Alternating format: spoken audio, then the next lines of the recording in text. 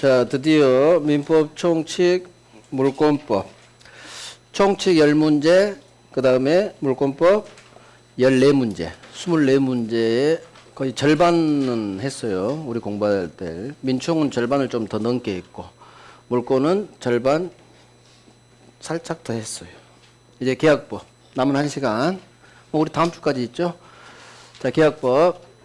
총론이 있고, 계약, 강론이 있어요. 항상 총론, 강론.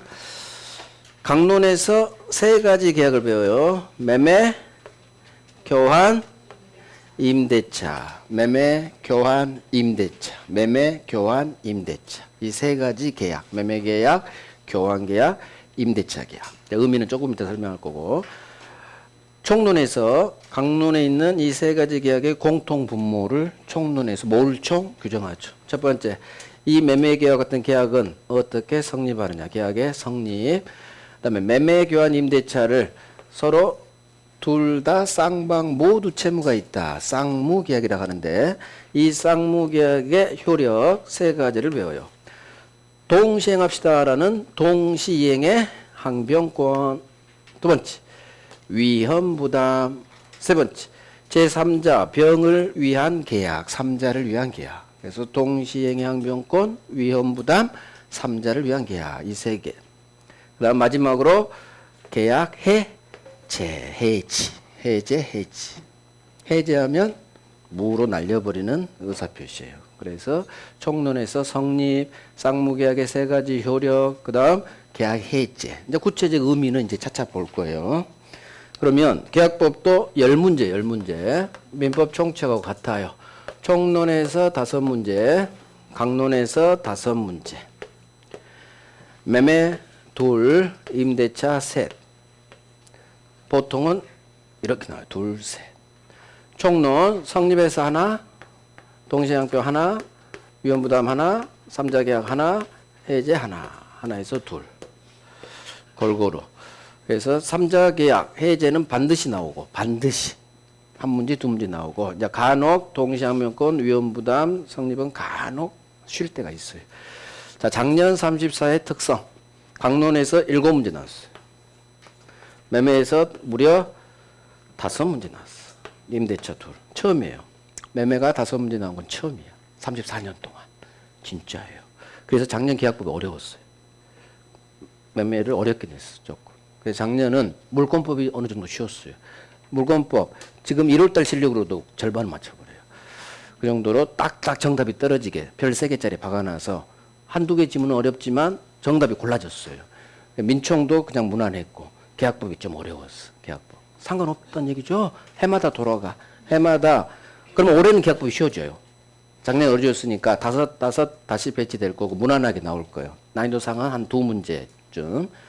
그래서 작년은 계약법이 살짝 어려웠다. 대신 어느 파트를 어렵게 내면 다른 파트는 쉽게 내요. 왜? 60 이상은 넘기게 문제가 전체는 나오니까. 전체 난이도로 따지면 항상 난이도상은 8문제예요. 8문제. 80점 이상. 나머지에서 실수하지 않으면 중간중간 모르는 질문은 나오지만 정답 고를 수 있다는 얘기예요. 그래서 70점대를 맞는 거예요. 우리는 70점대. 70점대를 맞기 위해서 우리가 이 고생을 하는 거예요. 어려운 질문, 어려운 거 버려야 돼요. 과감히. 그러니까 제가 가르치지 않은 건 할 필요가 없어요. 제가 가르친 것도 많아 죽겠어. 그것만 달달달 하기도 부족한 시간 1년이에요. 자, 첫 번째, 성립 들어가기 전에 계약의 종류. 계약의 종류는 3년에 한 번씩 나와요. 3년에 한 번씩. 자, 그러면 계약은 매매를 예로 들게요.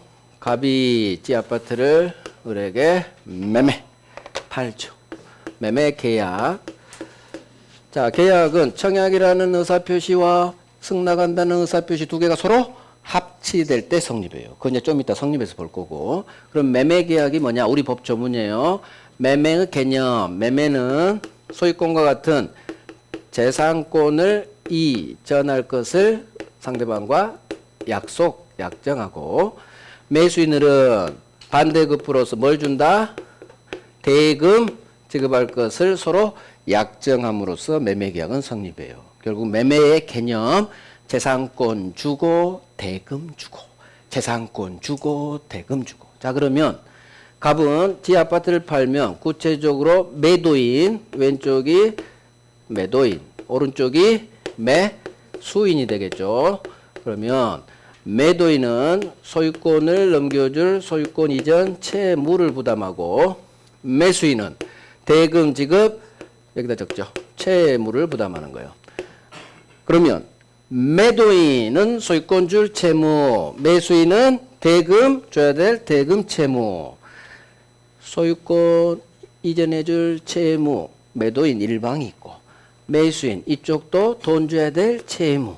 여기서 매매계약은 양쪽 쌍방 계약의 당사자 어느 한쪽을 일방이라고 해요. 일방 합쳐져서 쌍방 모두 채무가 있구나. 이걸 무슨 계약? 쌍무계약이라고 하는 거예요. 자, 쌍무라는 것은 쌍방 양쪽 모두 채무예요. 채무 무자예요. 양쪽 쌍방 모두 채무가 있는 계약을 쌍무계약이라고 해요. 매도인 갑은 소유권 줄 채무, 매수인은 돈 줄 대금 지급 채무. 양쪽 모두 채무가 있다는 얘기는 상대방한테는 또 채권이 있다는 얘기요. 을은 소유권 주세요. 소유권 이전해달라는 채권. 우린 주로 채권 위주로 봤죠. 매수인은 주세요 이거 하느라고. 소유권 주세요 채권. 그러면 매도인 갑한테는 여기 돈 주세요 매매대금 주세요 대금 달라는 대금 채권이 있는 거예요. 그게 무슨 얘기냐. 항상 채권 채무는 채권이 있으면 반대쪽에는 채무가 있는 거예요. 소유권 주세요 채권이 있으니까 갑은 소유권 줄 채무가 있고 돈 주세요 채권이 있으니까 을은 돈 줘야 될 채무가 있는 거예요. 그러면 용어가 우리 법은 채무 중심으로 해놨어요. 그래서 쌍무계약이야. 만약에 채권 중심으로 단어를 냈으면 쌍권 계약이 될 거예요. 양쪽 모두 권리가 있구나 채권이 있구나. 근데 우리는 채무 위주로 계약법을 해놔요. 그래서 채무 여기가 중심인 거예요. 양쪽 쌍방 모두 채무가 있네요. 채무가 있네요. 그래서 채권은 잠시 이제 있는 거야. 쌍무. 그러면 유상은 뭐냐? 유상은 반대급부 있네요. 출연이라고 해요. 이 상은 서로서로 대가적 출연을 했다 그래요. 무는 서로서로 주니까 대가적 채무. 유상, 무상은 대가적 출연. 출연이란 게 뭐냐? 출연은 내 재산 마이너스 상대방 재산 플러스 되는 관계를 출연행위라고 해요. 자, 갑 입장에서 소유권을 주면 을은 소유권이 늘어날 거고 플러스. 을 입장에서 지 돈을 주면 상대방한테 돈이 플러스 되겠죠? 이게 출연했다고 그래. 내 재산 마이너스 상대방 재산 플러스 관계 있을 때. 그러면 서로서로 갑도 주고 을도 주니까 서로서로 플러스가 있는 거예요. 그래서 서로서로 출연했다. 대가적 출연. 이게 반대급부 있다. 이게 더 쉬워요. 반대급부 상장이 있죠? 있을 유. 이 상은 반대급부가 있다. 유상. 어려운 말로는 서로 대가적 출연. 대가적 채무는 쌍무고 대가적 출연은 유상이 되는 거예요. 그래서 매매계약은 양쪽 쌍방 모두 채무가 있네요. 쌍무. 둘 다 출연하네요. 소유권 주고 반대급부에는 돈 출연해야 되니까. 그래서 유상. 다음 계약서 쓸 때 현실적으로 등기 넘겨주고 현실적으로 5억 줘야 되고 그런 거 없어요. 앞으로 주기로 약정만 하면 돼요. 이게 약속, 합의만으로 계약은 성립한다. 이걸 낙성 계약이라고요. 말이 어렵죠? 이게 약속만으로 성립한다. 낙성 계약. 이 말이 제일 어렵지. 그래서 약정만으로 주기로 약정만 하면 되고 현실적으로 그 날짜에 줘야 계약이 성립하는 건 아니란 얘기예요. 합의만으로 약정만으로 성립한다. 낙성 계약. 그다음 꼭 계약서 서면 쓸 필요는 없어요. 일정한 방식이 필요하지 않아요. 불요식. 그래서 매매는 쌍무, 유상, 낙성, 불요식이다. 외워요. 엄청 나와요. 매매는 쌍무, 유상, 낙성, 불요식이다. 쌍무, 유상, 낙성 이 세 놈이 중요해요. 쌍무, 유상, 낙성. 자, 그러면 교환을 설명할게요. 교환은 뭐냐? 두 번째 배울 교환계약은 재산권 주고 이놈은 같은 재산권으로 줘. 반대급부가 매매 대금이면 매매가 되는 거고 반대급부가 같은 소유권끼리 건물 소유권끼리 바꾸죠. 재산권 주고 같은 재산권 주고 이게 교환이에요. 반대급부가 돈이면 매매, 반대급부가 같은 재산권이면 교환한다고 그래. 소유권끼리 교환. 그러면 매매 교환 임대차. 임대차는 뭐냐? 왼쪽 임대인이라고 할 거고 갑이 지 아파트를 세주죠. 임차인. 그러면 임대인은 세입자가 사용할 수 있도록 사용 수익할 것을 약정하고 사용 수익하게 할 것을 약속하고 임차인들은 반대급부로서 뭘 주느냐? 월세. 차임 지급할 것을 서로 약속함으로써 임대차 계약이 성립해요. 결국 봐요. 매매 교환 임대차는 재산권 주고 대금 주고 재산권 주고 같은 재산권 주고 사용 수익해 하고 차임 줄 걸 서로 약속하면 세 가지 계약이 성립. 결국 주고 재산권 주고 대금 주고 재산권 주고 같은 재산권 주고 사용 수익할 것을 약속하고 차임 지급할 것을 약속. 재산권 주고 대금 주고 구조가 똑같다는 얘기요. 그래서 공통분모 매매 교환 임대차는 쌍무, 유상, 낙성, 불료식이다. 이게 나온 거예요. 매매 교환 임대차는 똑같죠? 쌍무, 유상, 낙성, 불효식이다. 자, 그러면 이제 반대말을 배울 거예요. 반대말. 저 오른쪽에 있는 말 반대말 배울 거예요. 갑이 아들놈한테 아파트 한 채 증여합니다. 자, 증여는 왼쪽 갑한테만 소유권 줄 채무가 발생하고 을은 자, 증여받을 때 공짜로 받아요. 그래서 증여 계약은 무상이야, 무상. 무상은 대가적 출연이 있어요? 대가적 출연이 없어요? 반대급부가 없어. 즉 나만 주고 상대방은 출연하는 게 없어. 무상.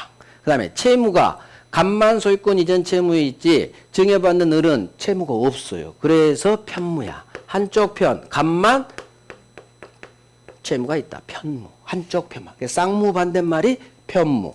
유상 반대말이 무상 공짜. 무상 증여. 무상 편무예요. 계약사유의 낙성은 맞아. 낙성. 그래서 불효식도 맞아. 불효식. 특별히 우리 민법 시험 범위는 요식이 없어요. 계약서 써야 되는 건 없어. 가족법에서 혼인신고해야 되고 이혼은 법이 정한 방식대로. 혼인이나 이혼, 가족법 그쪽은 요식행위가 있어요. 근데 우리 재산법 영역, 총칙, 물권, 계약법까지는 없어. 서면으로 해야 되는 게. 그게 다 세트 불효식이에요. 불효식. 어떤 게 나와도. 그러면 쌍무반대 한쪽 편만 채무가 있네요. 일방만이 채무가 있네요. 그렇게 나오겠죠. 일방만이. 무상. 서로 대가적 출연 관계가 없네요. 나만 주네요. 나만 출연하네요. 무상. 그러면 하나가 더 있어. 갑이을한테 아파트를 빌려줘요. 사용대차 계약이라고 해. 임대차 반대말이에요. 임대차는 이 임자는 차임 임자, 임료, 월세. 대차가 뭐냐? 빌려줄 물건을 빌려주는 계약을 대차 계약이라고 해요. 돈을 빌려주면 자 기초니까 할게요.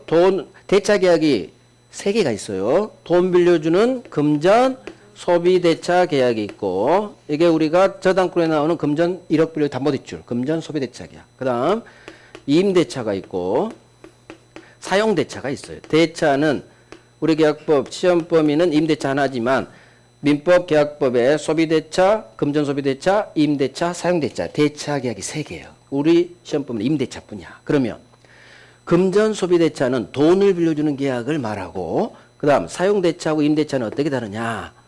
물건을 빌려주는데 대차인데 임자가 붙은 임대차는 반대급부로서 월세를 받는 계약, 유상을 말해 임대차는. 그러면 사용대차는 뭐냐. 공짜로 사용하게 해요. 그래서 임대차하고 사용대차가 다른 점은 얘는 그냥 공짜로 사용하게 해요. 무상 사용대차. 무상 증여, 무상 사용대차. 이렇게 처음에는. 무상 공짜로 주고 편무보다는 무상이 훨씬 중요해. 여기서는. 무상 증여, 무상 공짜로 사용하는 거. 옆에 사람한테 볼펜 빌려주죠. 그러면 빌려주는 애가 대차 계약인데 돈 받으면 임대차가 되는 거고 돈 안 받고 공짜 잠깐 써. 돈 안 받으면 무상 사용대차가 되는 거예요.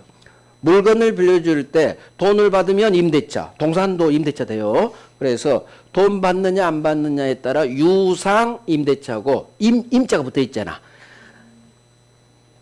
차임임자. 사용대차는 반대급부가 없어요. 무상 공짜로 빌려주는 계약 사용대차. 그래서 증여 사용대차는 대표적인 무상 편무예요. 무상 편무. 그럼 앞으로 이렇게 읽을 거예요. 매매 교환 임대차는 쌍무, 유상, 낙성, 불효식이다 이렇게 외우시고 증여 사용대차는 거꾸로 읽어야 돼. 편무무상이 아니야. 무상 편무다 이렇게 읽어야 돼. 쌍무, 유상 순서를 이렇게 읽으시고 시험 끝날 때까지 쌍무 다음에 유상 붙고 무상 다음이 편무를 붙여요. 무상은 무조건 편무거든. 쌍무는 무조건 유상이 되고 반대관계가 성립하지 않아. 그래서 앞으로 그냥 생각 없이 이렇게 순서 잡으면 돼. 쌍무, 유상, 낙성, 불효식이다. 하지만 편무 무상이 아니라 무상 거꾸로 읽어야 돼. 무상 편무다. 무상 편무. 그 대표가 증여 사용대차다. 정리된 거예요. 자, 정리. 쌍무, 유상, 낙성, 불효식이다. 쌍무는 쌍방 모두 채무가 있네요. 대가적 채무. 유상은 반대급부 있네요. 서로 대가적 출연. 출연은 내 재산 마이너스 상대방 재산 플러스가 일어나야 돼. 이걸 출연했다고 그래요. 내가 소유권 주면 내 소유권은 마이너스가 되고 상대방은 소유권 늘어나죠. 마이너스 상대방 재산 플러스 이걸 출연이라고. 뭐 이런 거 시험 나오지 않아요. 낙성계약 약정만 합의만으로 같은 말이에요. 합의만 있으면 되는 거지 구체적으로 꼭 줄 필요 없다. 자 그러면 쌍무 반대말이 한쪽 편만 채무가 있네요. 편무. 유상 반대말이 나만 주네요. 반대급부가 없네요. 무상. 그래서 무상 편무 쌍무 유상. 그러면 이제 하나가 남았어. 이놈. 요상하게 생겼어 단어가. 낙성 반대말 요물계약이에요. 자 이놈이 말 자체가 어렵죠. 요물계약. 다 지워버리고 요물계약 설명할게. 요물은 낙성계약의 반대말이에요. 그러면 요물이 뭐냐? 이 요상한 물건은 뭐냐? 요물은 필요할 요 물건 물자예요. 물건의 인도가 필요해. 즉 약속만으로 계약이 성립하는 게 아니라 뭔가 상대방한테 직접 줘야 돼. 물건 인도가. 대표가 계약금 계약이에요. 가불이 매매 계약을 해. 그러면 5월 1일 날 계약 체결하면서 보통 우리는 계약금 걸어요 안 걸어요? 10% 걸죠? 뭐 계약금을 걸어. 이게 계약금 계약이에요. 매매대금의 통상 10%를 계약금으로 걸어요. 모든 물건 살 때. 뭐 그건 이제 계약하기 나름이겠죠. 통상. 그러면 5억이면은 계약금으로 5천만 원을 계약금으로 거는데 이걸 계약금 계약이라고 하는데 매매는 앞으로 소유권 넘겨줄게. 앞으로 3달 후 매매대금 줄게. 이렇게 약속만 하면 매매계약은 성립하는 약정만으로 성립하는 낙성계약이에요. 하지만 계약금 계약은 계약금 앞으로 줄게. 5천만 원 곧 줄게. 그걸로 성립하지 않아요. 반드시 이 계약금을 매도인 갑한테 지급해야 계약금 계약 자체가 성립해요. 계약금을 직접 지급해 줘야 돼. 입금해야 돼요. 그래야 계약 자체가 성립해. 이게 바로 계약금 계약을 낙성 반대말. 낙성 약정만으로 성립 반대말 요물 계약이라고 해요. 요물이 뭐냐? 한자로 해야 돼요. 물건의 인도가 필요해. 약속만으로 안 돼. 직접 줘야 돼. 인도가 필요해. 그래서 필요할 요 물건 물자예요. 그래서 계약금은 계약금 주기로 약정했다고 해서 계약금 계약이 성립하지 않고 반드시 계약금을 매도인 갑한테 10% 5천만 원 지급해야 비로소 계약금 계약 자체가 성립해요. 지급 전에는 성립하지 않는 거예요. 이걸 낙성 계약 반대말 요물 계약. 대표가 계약금 계약이에요. 그래서 계약금 계약은 요물 계약이다. 5번. 어렵지 않죠? 외우는 거예요. 계약금 계약은 낙성 아닌 요물이다. 이렇게 해요, 처음에는. 낙성 아닌 요물이다. 합의만으로 약정만으로 성립하지 않는다. 반드시 계약금은 쏘아줘야 된다. 지급해야. 자 그러면 이제 여기가 정리 들어가는 거예요. 방금 한 거예요. 첫 번째, 두 번째가 10번 넘게 나옵니다. 거의 계약의 종류는 여기서 끝나요. 여기서 이 두 줄에서 왕별할 거예요. 왕별. 매매, 교환, 임대차. 우리 시험범위 3가지죠. 매매, 교환, 임대차, 쌍무, 유상, 낙성, 불효식이다. 그대로요. 쌍무, 유상, 낙성, 불효식이다. 두 번째. 우리 시험범위 아니지만 증여 사용대차는 여기서 나와요. 여기서. 증여, 무상, 공짜로 주지 이해를 하셔야 돼. 증여가 뭔지. 공짜로 주는 거야. 증여. 그 다음에 사용대차. 왜요? 공짜로 사용하게 하는 거. 임자가 붙으면 월세 받는, 임료 받는 유상이 되는 거고, 사용대차는 공짜로. 그래서 증여 사용대차가 대표적인 무상, 편무다. 무상, 편무다. 이걸 그대로 외우면 계약의 종류에서 나온 모든 문제를 다 맞출 수 있어요. 완전히 숙달해야 돼요. 완전히. 그 다음에 아까 그것까지 해야지. 계약금 계약은 요물이다. 그것까지 합쳐서. 이게 훨씬 잘 나와. 매매교환 임대차는 쌍무, 유상, 낙성, 불효식이다. 증여 사용대차는 무상, 편무다. 오늘 오후에 기출문제 여기 네 문제를 박아놨어. 돌아보래 여러분들. 우리 기출이 그래요. 매매교환 임대차는 막 유상, 요물이다. 쌍무, 편무 어쩌고저쩌고 돌아보려. 확실히 외워졌으면 하나씩 날려야 돼. 그것도 다음 중 옳은 것으로 나와요. 다 날려야 돼 막. 이걸 달달 대놓으면 돼. 달달달. 매매교환 임대차는 쌍무, 유상, 낙성, 불효식이다. 자, 불효식보다는 이 세 번째까지가 잘 나와요. 쌍무, 유상, 낙성이다. 증여사용대차는 무상, 편무다. 그래서 증여사용대차 유상이 나오면 X고 쌍무가 나오면 X인 거요. 이렇게 간단히. 무상, 편무지. 뭔 유상? 뭔 쌍무? 이렇게 날려버리는 거야. 왕편. 그 다음 얘들도 나와요. 근데 이놈이 워낙 중요하니까 상대적으로 숨었지. 쌍무계약에서만 동시행의 항변권 위험부담 문제가 발생해요. 쌍무하고 편무를 구별하는 실이 그렇게 우리 시험에 안 나왔어. 쌍무계약 여기서만 동시행의 항변권 앞으로 배울 위험부담 문제가 발생한다. 이건 동시행 항변권하고 위험부담을 배우면 자연스럽게 알게 돼요. 두 번째, 다른 유상계약에 매매에 관한 법 조문이 준용된다. 매매가 대표 유상의 대표 계약이에요. 그래서 다른 유상 계약이면 우리 시험범위 교환이 나올 거고 임대차가 나오죠. 교환 임대차는 유상이야. 유상. 교환 임대차는 유상이니까 교환계약, 임대차 계약에 매매에 관한 법 규정이 그대로 갖다 쓰여요. 그래서 매매가 대표적인 유상 대표야. 대표. 공권 대표 소유권. 그 다음 유상 대표 매매야. 매매. 그러니까 대표 법조문인 매매 규정을 다른 유상계약인 교환 임대차 계약에 갖다 씁니다. 그래서 여기까지 하면 당연히 해야 돼요. 계약법은 양이 작아요. 총칙에 4분의 3밖에 안 돼요. 근데 똑같이 10문제 나오죠? 계약법은 하나하나 완전히 이의 바탕에서 완전히 달달달달 해야 돼. 그래서 하나씩 해야 돼. 매매는 유상이야. 매매는 낙성이야. 교환은 쌍무야. 교환은 유상이야. 이렇게 하나하나씩 다 해결해내야 돼. 증여는 편무야. 사용대차도 편무야. 사용대차 공짜야. 증여도 공짜야. 이렇게 계속 훈련해야 돼요. 그래야 그 문제를 맞춰요. 안 그러면 돌아버려요. 대충 했다가는. 그래서 완전히 달달달 해야 돼. 쌍무 일단 순서대로 하고 그 다음 또 하나씩 또 잡아내고 그런 식으로. 계약금은 요물이야.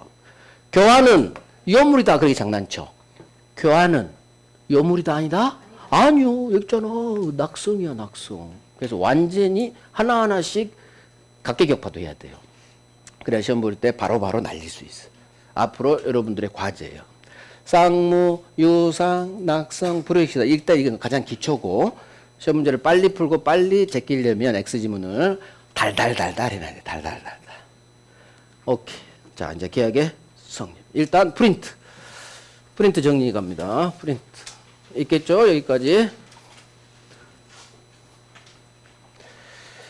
자, 계약의 종류. 동그라미 1번. 1번, 2번, 3번. 왕별. 1번. 매매, 교환, 임대차는 쌍무, 유상, 낙성, 불효식이다. 이게 엄청난 문제로 나온다는 얘기예요, 이게. 자, 2번. 증여 사용대차는 무상, 편무다. 얼마나 나와요. 3번.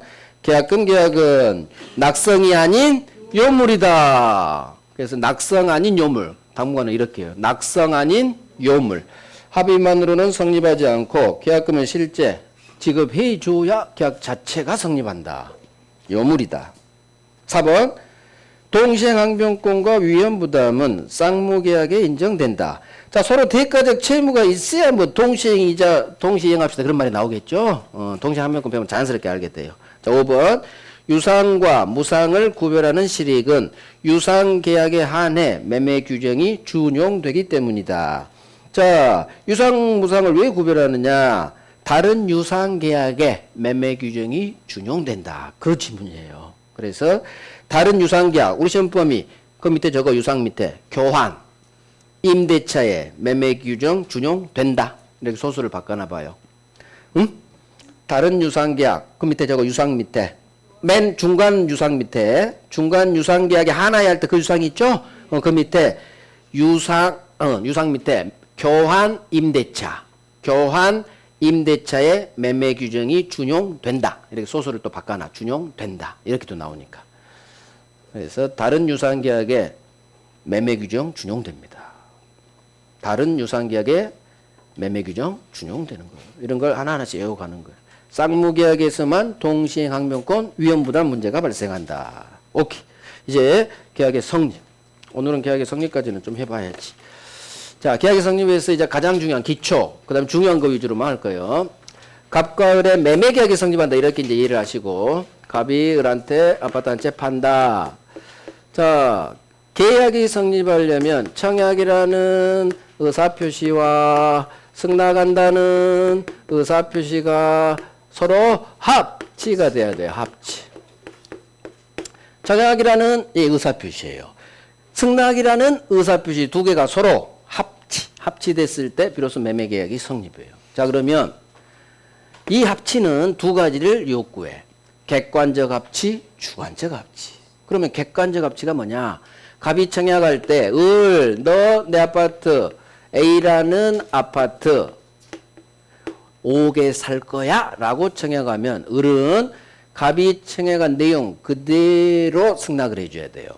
그래, 네 A라는 아파트 대금 5개 내가 살게. 이게 바로 청약 내용이 일치해라. 객관적 합치가 일어났다고요. 객관적이니까 청약한 내용 그대로 내용이 일치되라. 두 번째, 주관적 합치는 뭐냐? 제가 같이 보면서 하는 거예요. 주관적 합치는 사람이 일치해라. 상대방, 당사자가 일치해라. 자, 그러면 갑이 을한테 청약했으면 을이 승낙해줘야 계약은 성립하는 거지. 엄한 놈이 병이 승낙해. 그러면 사람이 일치하지 않죠? 그래서 주관적 합치가 일어나지 않았지. 결국 쉽게 가면 내용이 일치해라. 당사자, 상대방이 일치해라. 결국 정리하면 이거야. 합치는 내용이 일치해야 되고 사람이 일치해라. 그래서 얘 5개 청약했는데 5천만 원에 승낙했대. 계약은 성립하지? 맞는 거야. 언밸런스가 일어났잖아. 5억 청약했으면 5억에 승낙해야지. 근데 5천 또는 4억 언밸런스. 내용이 일치하지 않죠? 그러니까 소수는 계약은 성립하지 않는다. 다 시험 지문이야. 다 시험 지문. 그 다음에 갑이 이런 거 외우는 게 아니에요. 이해하는 거요. 갑이 을한테 청약했어요. 그런데 병이란 놈이 승낙했대.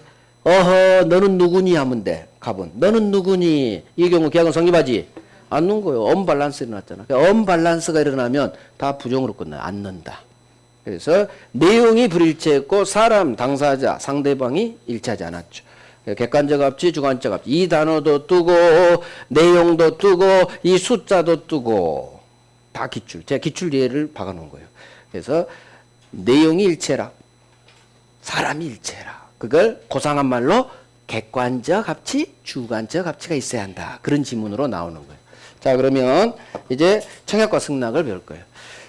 계약 성립의 목차. 계약은 어떻게 성립하느냐? 청약이라는 의사표시, 승낙한다는 의사표시 두 개가 합치됐을 때 성립할 수도 있고, 또 의사실현이라는 것도 있고, 교차청약이라는 것도 있어요. 이게 계약의 성립 세 가지 형태고 다 법조문이요. 다 법조문. 자, 오늘은 청약이라는 의사표시와 여기에 승낙한다는 의사표시 두 개 합치로 성립하는 청약과 승낙 쪽을 기초 잡을 거예요. 이건 3월에 해도 돼.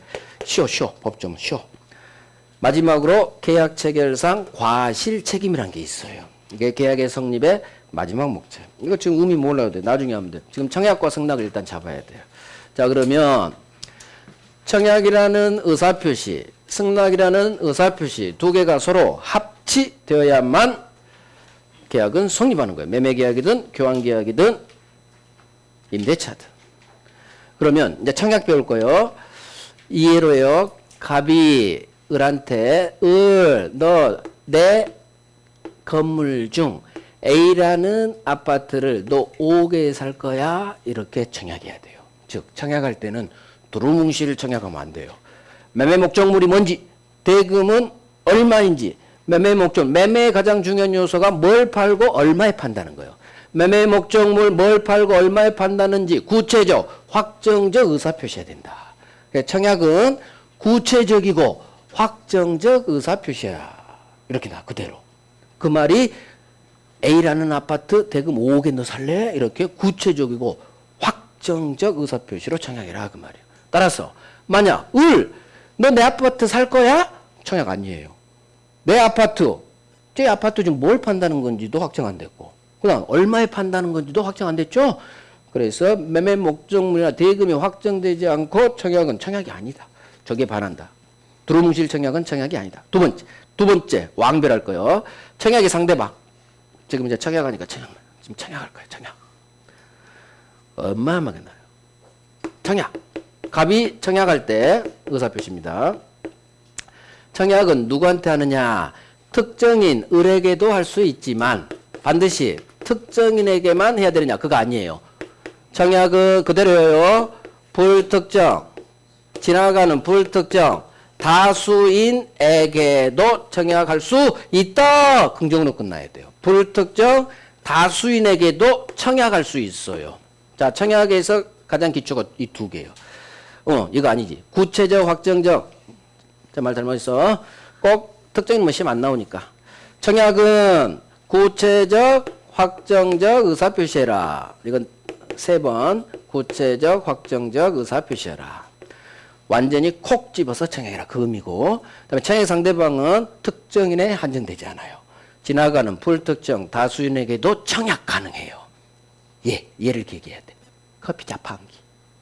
밖에 있는 자판기는 여러분을 부르고 있어. 커피 좀 뽑아주세요. 음료수 좀 뽑아주세요. 청약하고 있는 거예요. 그러면은 길거리에 있는 전철역 역사에 있는 자판기, 음료 자판기. 지나가는 사람들을 부르고 있는 거예요. 동전 넣어서 커피 좀 뽑아가 달라고. 그게 청약은 자판기를 생각합니다. 지나가는 불특정 다수인에게도 청약할 수 있다. 커피 자판기, 음료수 자판기. 그래서 청약은 지나가는 불특정 다수인에게도 할 수 있다. 이 두 놈이 잘 나와. 특히 두 번째 왕별. 자, 청약은 콕 집어서 하세요. 구체적, 확정적 의사 표시해라. 청약 상대방 꼭 상대방이 특정되어 있을 필요는 없다. 이렇게도 떠요. 꼭 상대방이 특정되어 있을 필요 없다. 즉 지나가는 주로 이렇게 나와요. 지나가는 불특정 다수인에게도 청약 효력이 있다. 긍정으로 끝나야 돼. 그래서 커피, 음료수, 자판기를 생각해서 꼭 그렇지. 자판기는 우리들을 부르고 있구나. 불특정 다수인에게 청약하고 있는 거다. 청약의 상대방 그대로 외워야 돼. 불특정 다수인에게도 청약 효력이 있다. 유효 가능하다. 어마어마하게 나와요. 몇 번 났더라. 이놈이 한 8번 났나? 상대방 불특정 다수인에게 할 수 있다. 자, 계약 성립에서 넘버원이 그 놈이고 이놈이 넘버 2쯤 되겠네. 넘버 2, 3. 두 번째로 많이 나온 거예요.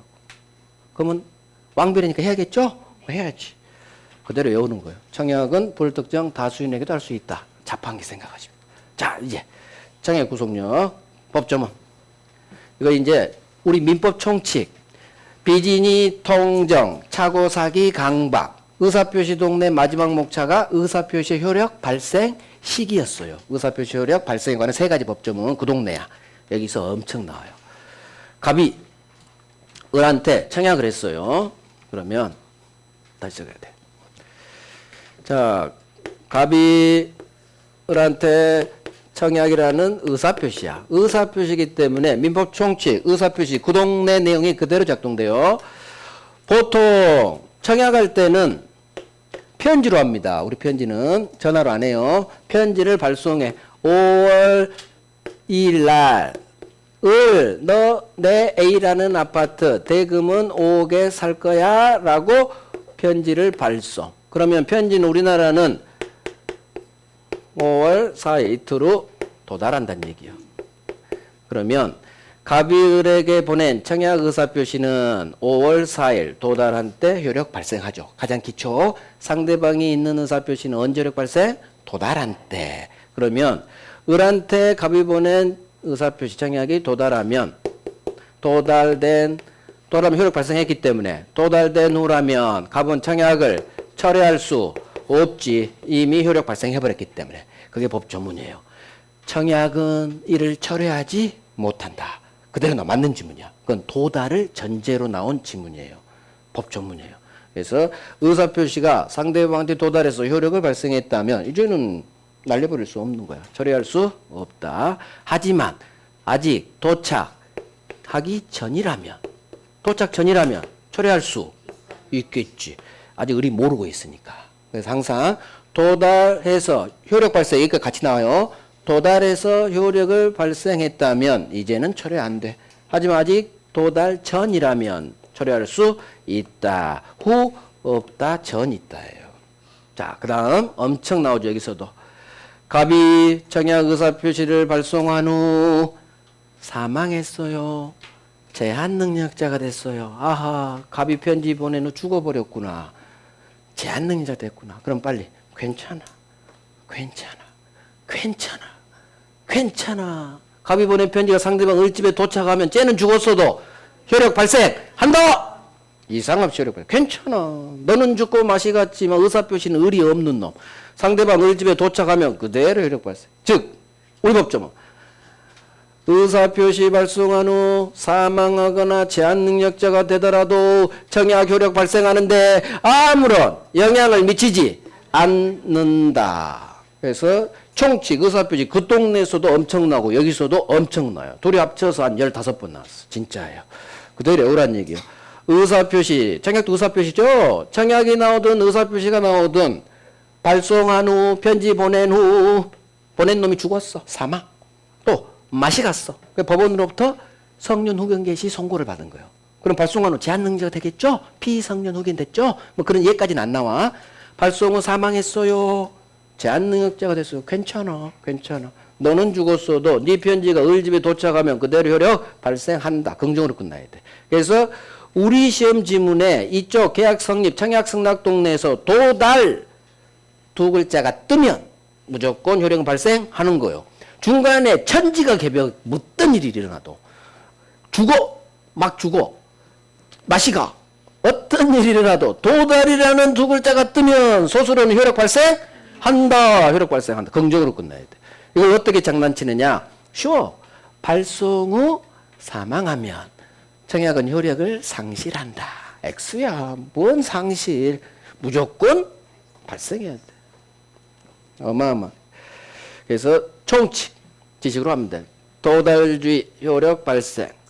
따라서 도달 후라면 이는 철회 안 될 거고 아직 도달 전이라면 철회할 수 있을 거고. 자, 청약의 존속기간.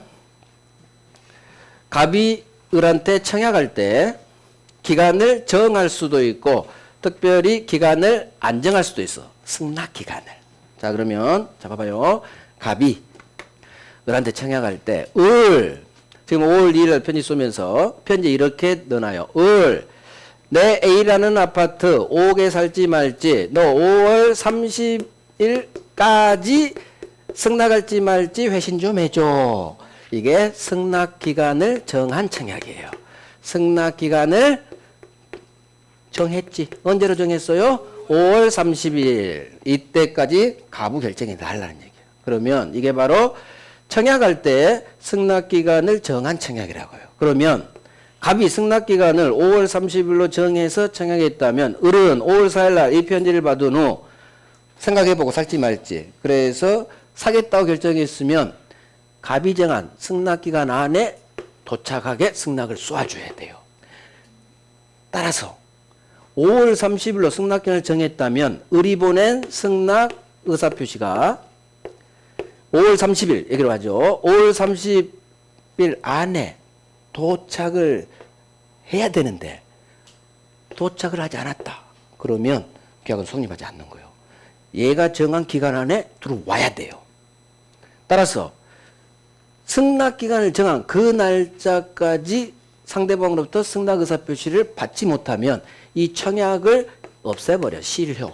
효력 상실시켜서 계약은 성립하지 않는 거예요. 그게 법조문이에요. 자, 그러면 승낙기간을 정한 청약, 승낙기간을 정한 청약은 저 예로 기억하는 거예요. 갑이 5월 30일까지 살지 말지 결정해줘. 승낙기간 정했죠. 그러면 승낙기간을 정한 청약은 청약자 갑이 이해하시란 얘기요.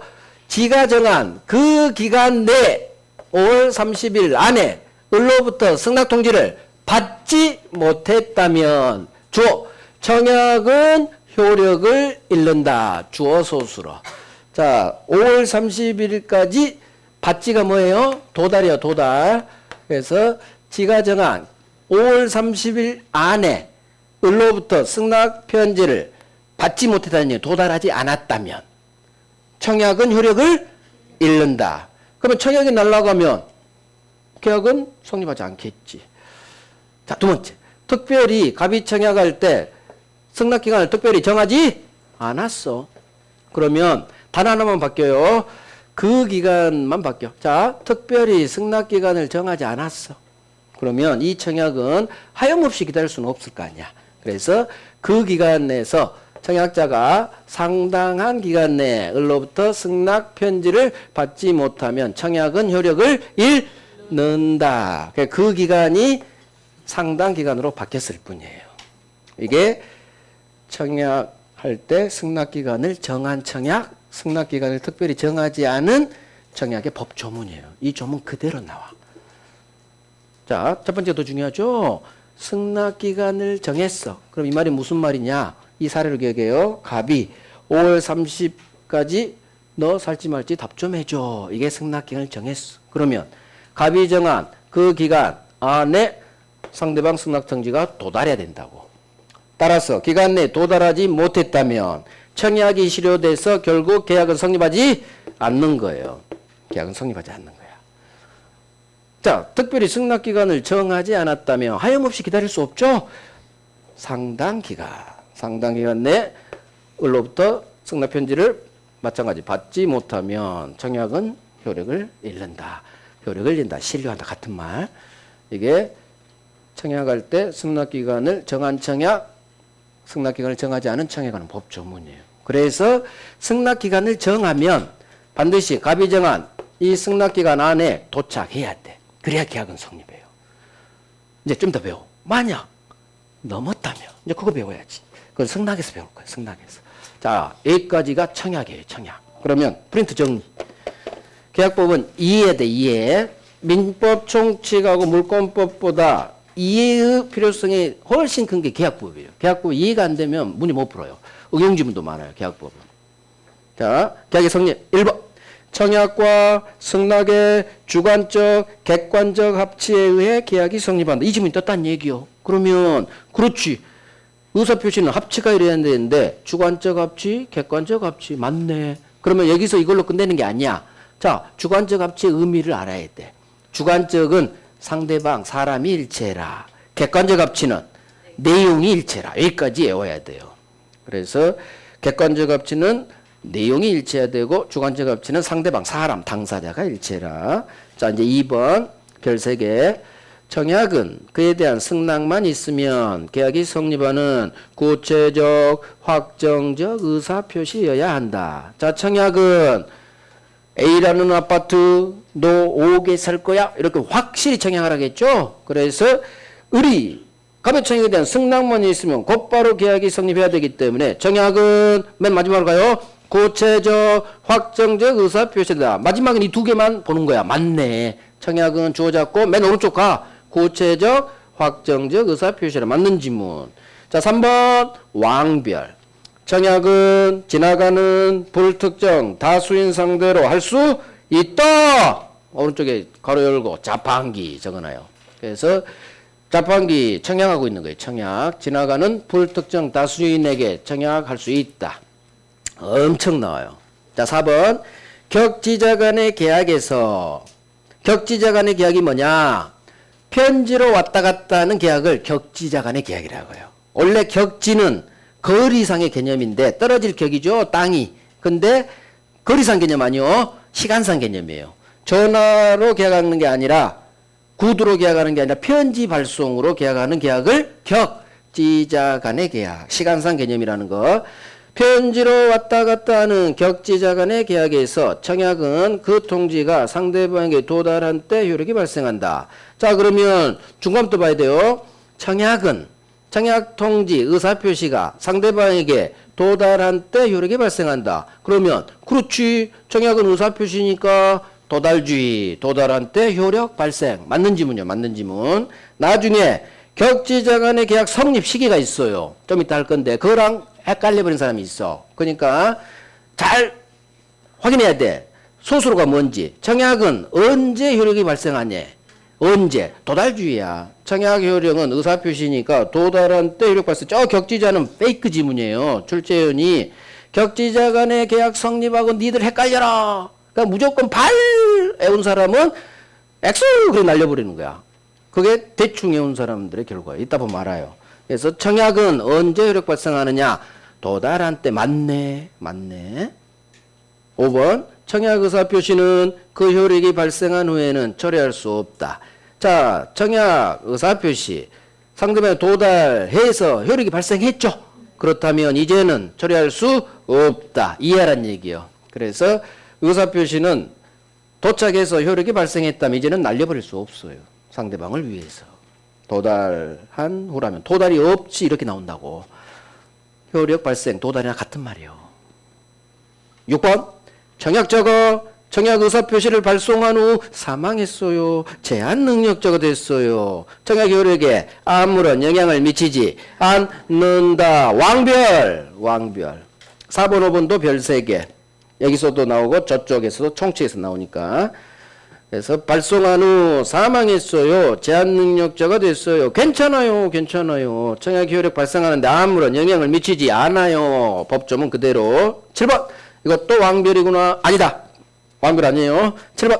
승낙기간을 정한 계약의 청약은, 자, 청약자가 그 기간 내에 승낙통지를 받지 못한 때에는 그 효력을 잃는다. 자, 청약할 때 승낙기간을 정한 청약이죠. 승낙기간 정했구나. 정한. 거기에 동그라미 하고. 그러면 갑이 을 5월 30일까지 가부 살지 말지 답 좀 해줘. 그러면 갑이 정한 그 기간 내에 을로부터 승낙편지를 받지 못했다면, 도달하지 않았다면 청약은 효력을 잃는다. 법조문 그대로. 법조문 이해하고 외우고. 외울 필요 없어. 이게 맞다는 것만 알면 돼요. 8번. 승낙기간을 정하지 않은 청약이구나. 그러면 청약자가 상당한 기간 내에 을로부터 승낙편지를 받지 못했다면 청약은 효력을 잃는다. 그렇구나. 그 기간이 상당한 기간으로 단어만 바뀌면 되지. 맞네. 맞네. 그래서 이게 승낙기간을 정한 청약, 기간을 정하지 않은 청약. 오케이. 자, 이제 승낙 갑니다. 승낙. 그러면 7번은 별 3개 합니다. 7번은 기간 정할 때는 반드시 갑이 정한 기간 내에 도달해라. 받지 동그라미 하고 그 밑에 적어요. 도달 두 글자 적어. 7번. 7번에 중간 오른쪽 그 기간 내에는 동그라미 빵 해야 되고 승낙 통지를 받지 못한다. 받지에 동그라미 하시고 그 밑에 도달 두 글자 적어놔요. 그래서 기간 안에 승낙 편지가 들어와야 돼. 그게 되게 중요하다는 얘기예요. 자, 이제 청약 다음 승낙. 자, 승낙은 이제 을 입장에서 내가 을이 되는 거예요.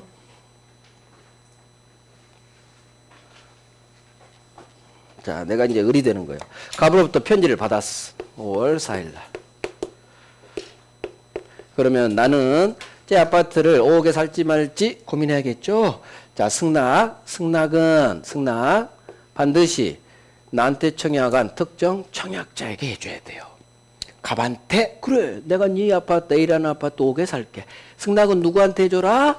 나한테 청약한 청약자에게만 해야 돼. 따라서 을이 지나가는 불특정 다수인에게 승낙 할 수 있다 없다? 없지. 무슨 놈의 지나가는 불특정 다수인한테 승낙이 허용되겠어요? 반드시 승낙은 청약하고 반대예요. 승낙은 나한테 청약한 청약자 갑한테만 해야 돼. 지나가는 넣어서 읽어. 지나가는 불특정 다수인에 대한 승낙이 있을 수가 없어. 이해됐죠? 응. 우리 갑한테 편지 받았는데 지나가는 사람한테 아파트 살게. 5개 살게. 그럼 그 사람은 뭐라고 하겠어요? 뭔 소리야? 그러겠지. 그래서 청약하고 완전히 반대. 승낙의 상대방은 반드시 나한테 청약한 특정의 청약자에게. 지나가는 불특정 다수인에 대한 승낙이 있을 수가 없다. 같이 청약하고 비교해야 돼요. 두 번째. 방금 본 게 사람이 일체라 그거예요. 사람. 청약한 놈한테 승낙해줘라. 지금은 이제 내용 일체예요. 자, 그러면 이번에는 이놈이 넘버원이에요. 이놈이 13번 나온 놈. 청약승낙에서 가장 많이 나온 법 조문이에요. 자, 봐요. 갑이 이렇게 청약했죠. A라는 아파트 너 5개 살 거야 라고 청약했어. 그러면 아까 승낙할 때는 합체가 일어나야 되는데 승낙할 때는 갑이 청약한 내용 그대로 승낙해 줘야 돼. 그래서 A라는 아파트 5개 살게. 청약 내용 그대로 승낙해야 된다. 그런데 우리 어떻게 편지 보냈느냐? 5금 비싸네. 내가 4억이면 살게. 대금을 낮추어 승낙했지. 4억이면 내가 네 아파트 살게. 자, 이건 승낙이다 아니다? 승낙이 아니야. 5억에 너 살 거야 청약했으면 A라는 아파트 청약 내용 그대로 5억에 살게. 이것만 승낙이지. 내용을 바꿔버렸어. 대금을 바꿔버렸죠. 4억이면 살게. 이거 승낙 아니에요. 이게 조건을 붙였거나 변경을 가한 승낙이라고 그래. 조건을 붙였거나 변경을 가했지. 변경을 가한 승낙. 승낙은 변경 가하면 돼요, 안 돼요? 조건 닮으면 돼요, 안 돼요? 안 돼. 조건이나 변경을 가한 승낙은 승낙이 아니다. 그래서 이 법조문 그대로 외워요. 13번 났으니까 승낙자가 을이 갑의 청약에 대해서 조건을 붙였어. 또는 변경을 가했어. 이런 승낙은 승낙이 아니다. 따라서 이런 조건이나 변경을 가한 승낙은 갑청약 거절과 동시에 지가 새로 청약한 걸로 본다. 이건 승낙이 아니라 청약이에요. 청약. 을의 사억에 대한 청약이에요. 그래서 그대로 외우는 거예요. 조건을 붙이거나 변경을 가했다면 이건 승낙이 아니다. 갑 5억에 내 살 거야. 네 청약 거절. 4억에 지가 새로 청약한 거다. 새로 청약한 거다. 4억에 새로 청약한 거예요. 그러면 얘로 대금을 낮추어 승낙했다. 낮추면 돼, 안 돼? 높여서도 돼, 안 돼? 안 되는 거예요. 어떤 것도 변경 가하면 안 돼요. 이건 승낙이 아니지. 승낙이 아닌 청약만 있으니까 갑이 여기에 새로 승낙이라는 말이 있지 않는 한 이 경우 계약은 성립하지 않는 거예요. 청약만 있으니까 이 경우는 계약은 성립하지 않는 거예요. 그래서 여기까지 나와요. 대금을 낮추어 승낙했다. 이게 바로 4억이면 어때? 이 사례를 기억해요. 5억에 너 살 거야? 청약했는데 4억이면 내가 사지. 이거 승낙 아니다. 승낙 아니다. 그대로요. 갑 청약, 5억 청약, 네 거절. 4억이면 어때? 내가 새로 청약한 걸로 본다. 조건이나 변경을 가한 승낙. 그대로요. 청약 거절. 새로 청약. 청약이 된다. 승낙이 아니다. 청약이 된다. 나 청약만 있으니까 계약은 성립하지? 안 돼. 이러고 가는 거예요. 우용지문까지. 대금을 낮추어. 그러면 변경을 가한 거지. 넘버원. 왕변. 13번. 그래서 조건을 붙였거나 변경을 가했어. 그럼 느껴야 돼. 이거부터 해야 돼. 승낙은 갑청약 내용 그대로. 따라서 바꿔버리면 안 돼. 그래서 조건을 붙이거나 변경을 가했어. 안 되는데. 청약 내용 그대로 해야 되는데. 사람이 일치하고 내용이 일치해야 되는데 이게 돼 있어야 돼요. 사람, 당사자가 일치하고 내용이 일치해야 되는데 내용이 일치하지 않죠? 그래서 조건을 붙였거나 변경을 가했어. 너 승낙 아니야. 청약이야. 네가 새로 청약한 거야. 갑청약 거절. 동시에 새로 지가 4억이면 어때? 4억에 팔라고 새로 청약한 걸로 본다. 따라서 이 경우 청약만 있으니까 조건이나 변경을 가한 경우 이게 안 나와요. 이거 머릿속에 계산해야 돼. 조건이나 변경을 가한 경우 이런 경우에는 계약은 성립하지 않는 거예요. 이걸 머릿속으로 계산해내야 돼요. 이런 게 응용지문이에요. 그래서 그렇지 대금을 낮춰 승낙했어? 아닌데 이거 승낙 아니고 새로 청약한 건데 청약만 있으니까 계약은 성립하지 않는다로 끝나겠네. 이런 지문이 어려운 지문에 속해요. 계약법에서. 그러면 이런 응용 지문을 처리하려면 이게 뿌리가 강해야 돼. 이걸 정확히 외워져 있어야지. 이거 청약이지 승낙 아니지. 청약만 있으니까 이 경우에는 계약은 성립하면 안 되겠지. 갑이 4억에 판다고 얘기도 안 했는데 어떻게 4억에 낮춰 이게 계약이 되겠어. 응? 이해하고 외우고. 이해만 하면 안 돼요. 외워야 돼. 자, 연착된 승낙이 뭐냐? 연착됐대 승낙이. 늦게 도착했어요. 기차가 늦게 도착했듯이 의리 보낸 편지가 갑이 정한 승낙 기간을 넘어서 도착했다. 이게 승낙이 연착됐다고 해. 자, 그러면 여기도 잘 나와요. 분명히 갑이 승낙 기간을 5월 30일로 정했어. 편지가 5월 4일 날 도착했어. 날짜도 아직 충분히 남아있죠. 근데 우리 고민하다가 5월 29일 날 편지를 승낙한다는 편지를 발송했지. 그러면 5월 29일 하루 전에 보냈으니까 5월 30일 도착 못하고 6월 1일 날 도착했다고 해봐요. 의리 보낸 승낙한다는 편지가 갑이 정한 승낙기간보다 늦게 도착했다. 승낙기간 안에 도착을 못했죠? 이게 바로 기간 후 도착, 연착된 승낙이라고 해. 연착된 승낙. 그러면 승낙기간을 정한 청약은 반드시 이 기간 안에 들어와야 돼. 그런데 기간 안에 도달한 게 아니라 승낙기간이 지난 후 도착했죠. 이게 연착됐으니까. 그러면 계약은 성립하지 않는 거예요. 계약은 성립하지 않아. 기간 안에 들어와야 짝짝꿍 일어난 거예요. 계약 성립. 하지만 같이 봐요. 첫 번째 승낙 통지. 의리 보낸 승낙 편지가 갑이 정한 승낙기간 5월 30일이 지난 후 도착했어. 연착된 거지. 그러면 기간 안에 도달 못하면 계약은 성립하잖아요. 대신 자, 갑 생각을 해야 돼. 비록 의리 지아파트 산다는 편지가 하루 이틀 뒤에 도착했지만 갑은 날짜가 중요하다? 중요하지 않다? 중요하지 않아. 갑은 하루 늦게 도착하면 뭘 어때? 산다는데. 그래서 우리 법은 연착된 승낙의 경우 갑이 새로운 청약으로 봐서 승낙을 청약으로 바꿔버려. 승낙을 청약으로 바꿔버려서 의뢰 승낙을 청약으로 보고 갑이 다시 여기에 승낙해주면 청약 승낙 짝짝꿍 계약 성립시킬 수 있다. 그래서 자 순서로 가야 돼요. 갑은 비록 자기가 정한 기간 후 늦게 도착했지만 의리 자기 아파트를 산다는 거야. 그러면 요즘 팔리지도 않는데 산다는 거 좋은 거죠? 하지만 늦게 도착해서 계약이 성립하지 않은 거야. 연착되면 기간 후 도착하면 계약은 성립하지 않는 거야. 하지만 이 승낙을 청약으로 봐서 자기가 여기에 다시 승낙해버리면 짝짝꿍 일어났죠. 청약 승낙 합체가 일어나면 계약은 성립. 이 단계로 올려내요. 자, 연착된 승낙, 연착된 의미 갑이 정한 승낙 기간이 지난 후 도착했을 때 이 연착된 승낙은 청약자 갑이 이를 새 청약으로 볼 수 있다. 그래서 승낙을 청약으로 바꿔버리는 거예요. 자, 이게 다 우리 기출 지문이에요. 승낙 통지가, 의리 보낸 승낙 편지가 갑이 정한 승낙 기간 5월 30 지난 후 도착했대.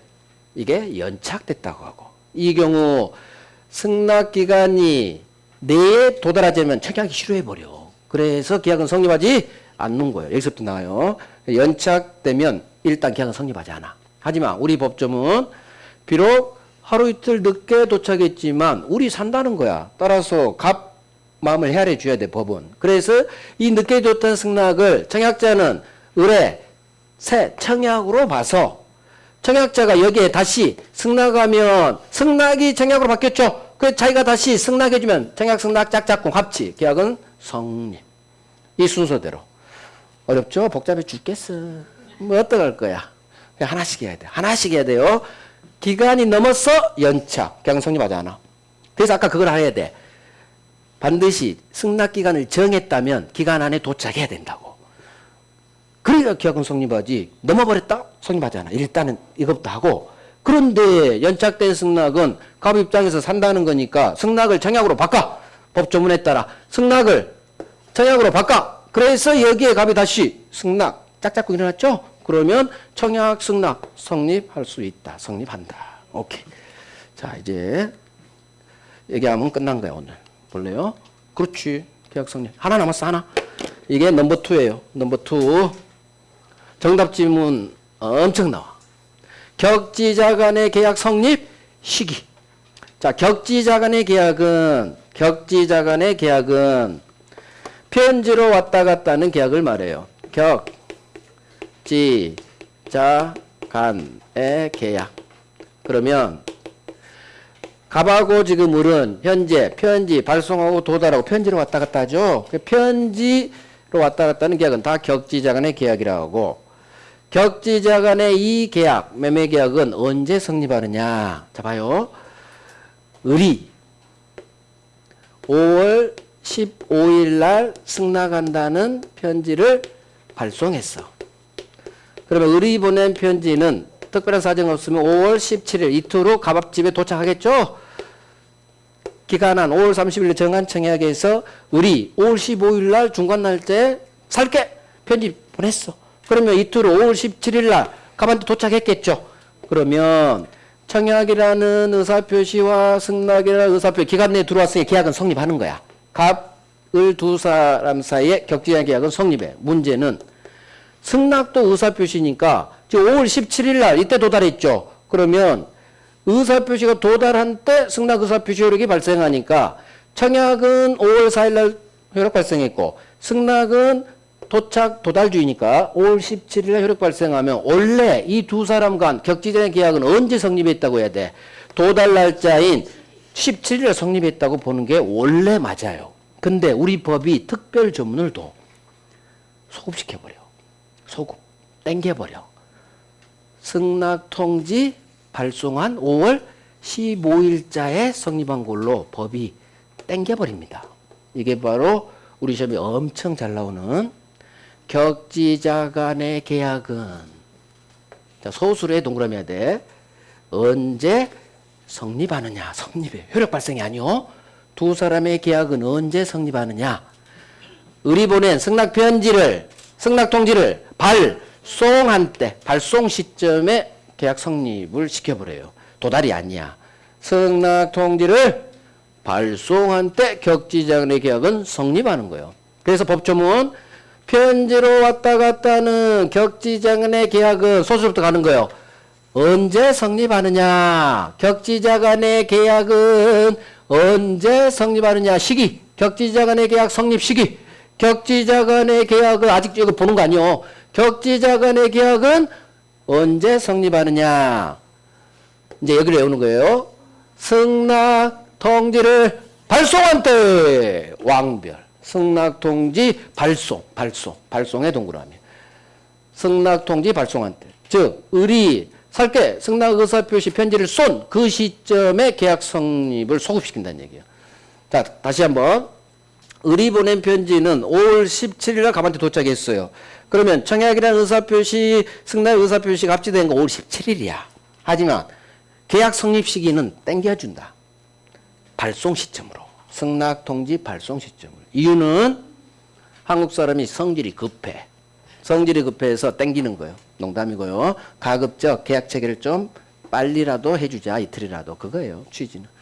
그래서 성질 급해서 그래. 한국 사람은 성질이 급해. 굳이 땡길 필요 있나? 그러니까. 왜 우리를 힘들게 해? 이런 조문을 만들어서 이런 거 없어. 원칙대로 하면은 우리 안 해도 되잖아. 이 조문 하나. 괜히 예의를 둬가지고. 자, 계약법에서 발송이라는 단어는 여기만 나와야 돼요. 다른 어디에도 발송이 나오면 다 X지문이야. 다 받다. 도달로 나와야 돼. 다른 데는. 받지, 도달. 격지자 간의 계약 성립 시기 이 지문만 발송으로 나와야 돼. 여기가 도달로 계속 장난친다고. 여기만 발송. 다른 어디도 계약법에서는 발송이 나오면 안 되는 거예요. 그래서 그대로 해야 돼. 편지로 왔다 갔다 하는 사람, 격지자 간의 계약은 언제 성립하느냐. 처음에 이렇게 외워야 돼요. 격지자 간의 계약은 언제 성립하느냐. 효력 발생에 관한 법조문이 아니에요. 계약 성립식이요. 승낙통지 발송! 승낙통지 발송한 때 성립한다. 여기까지 소수로. 그래서 아까 격지자 간의 계약에서 청약은 도달한 때 효력 발생한다. 소수로 확인해야 돼. 격지자가 나왔다고 해서 무조건 발이지! 그런 순간 아까 그 지문에서 실수해버린다고. 그러니까 정확히 지문을 읽어야 돼요. 격지자 간의 계약 성립에 관한 지문인지, 격지자는 떴지만 청약은 의사표시 도달한 때 효력 발생에 관한 지문인지. 그래서 소수로를 꼭 확인하고, 격지자 간의 계약 성립에서만 승낙통지 발송한 시점에 계약을 성립시켜준다. 땡겨준다. 성질이 급해서. 끝났어요. 프린트 확인하고 마칠게요. 자, 그러면 이제 승낙 9번이죠. 9번도 왕별할게요. 왕별. 자, 9번. 승낙은 을을 생략해야 돼. 을이하는 갑에 대한 승낙은 자기한테 청약한 청약자 갑에 대해서 해라. 지나가는 불특정 다수인에 대한 승낙은 허용되지 않는다. 저기 청약 3번 거기하고 9번 승낙 상대방 완전히 외워놔야 돼. 안 그러면 시험에서 헷갈려 죽어버려. 진짜예요. 오늘 오후에 여러분들 헷갈려 죽을 거야. 자, 계약에 오늘 진도 여기까지 나올 것 같아서 계약의 성립 쪽 문제를 많이 내놨어요. X지문도 막 많이 내놨으니까 종류랑 오늘 한번 헤매봐. 계약법이 이의 바탕에서 달달달 해놔야 돼요. 자, 10번. 여기도 왕별이네. 넘버원이에요, 이놈이. 13번 나온 놈. 자, 승낙자가 청약에 대해 조건을 붙였어. 변경을 가해 승낙했대. 안 되는데, 빨리 느껴야 돼. 승낙은 조건 붙이고 변경 가면 돼, 안 돼? 안 되는 거야, 안 되는 거야. 따라서 이런 승낙은 갑청약 거절! 동시에 지가 사귀면 어때? 지가 새로 청약한 걸로 본다. 그대로예요. 청약 거절과 동시에 지가 새로 사억에 내가 살게 사귀면 어때? 사억으로 지가 새로 청약한 걸 본다. 그래서 조건이나 변경을 가한 승낙. 승낙이 아니다. 청약이다. 이렇게 외우시고. 그대로 외워버려요. 청약 거절. 지가 새로 청약한 걸로 본다. 왕별. 자, 11번. 연착된 승낙은 청약자가 이를 새 청약으로 볼 수 있다. 자, 연착된 승낙. 기간 후 도착했네. 그러면 청약자는 비록 늦게 도착했지만 새 청약으로 볼 수 있다. 따라서 12번 연결되는 거예요. 따라서 이 경우 연착된 승낙의 경우 청약자는 이 승낙을 새 청약으로 봐서 갑이 다시 여기에 승낙해서 계약을 성립시킬 수 있다. 11번, 12번이 별 3개인 거예요. 연착된 승낙. 그대로 외워줘야 돼. 법조문이니까. 이해하고 외워야 돼. 계약법은. 자, 마지막 13번 왕별이죠. 격지자 간의 계약은 승낙 통지를 발송한 때 성립한다. 자, 지문이 편지로 왔다 갔다 하는 사람 계약의 성립에 관한 지문이고, 그러면 나 외운 대로 격지자 간의 계약은 언제 성립한다고? 승낙 통지를 발송한 때. 발송에 동그라미 빵 하는 거예요. 승낙 통지를 발송한 때. 승낙 통지 발송한 때. 그래서 격지자 간의 계약은 언제 성립하느냐? 승낙 통지 발송한 시점. 사례로도 나와요. 이 시점에 갑과 을의 계약은 날짜죠. 그래서 5월 15일 날 승낙 편지 보내서 5월 17일 도달한 경우 갑과 을의 계약은 언제 성립하느냐? 그러면 무조건 5월 15일이 돼야 돼. 이걸 장난쳐. 5월 17일이라고. 이때 써먹는 거야, 사례에서도. 그래서 승낙 통지 발송한 시점에 성립한다. 성립한다. 성립한다. 성립한다. 소수를 내야 돼. 소수를. 승낙 통지 발송한 때 성립한다고. 편지를 왔다 갔다 하는 격지자 간의 계약이. 오케이. 오늘 여기까지. 이제 다음 주에 동시학명권 위험부담 기초 잡고 해제 기초 잡고 그 다음에 강론 못 들어갈 수도 있을 거고 일단 총론. 다음 주 2월 29일이죠. 2월 29일. 9주나 나오다니. 그죠? 여러분들은 복이야. 복 아니다. 3월, 4월에 대신 8주더라. 그죠? 3월, 4일 8주야. 뭐 또 그게 날짜대로 해야 되니까. 지금 해놓고 3월, 4월에 조금 진도 빨리 나가면 돼요. 오케이. 자, 고생하셨고, 좀 이따 특강 시간에 봬요. 네. 시험은 10분쯤 보면 되겠네.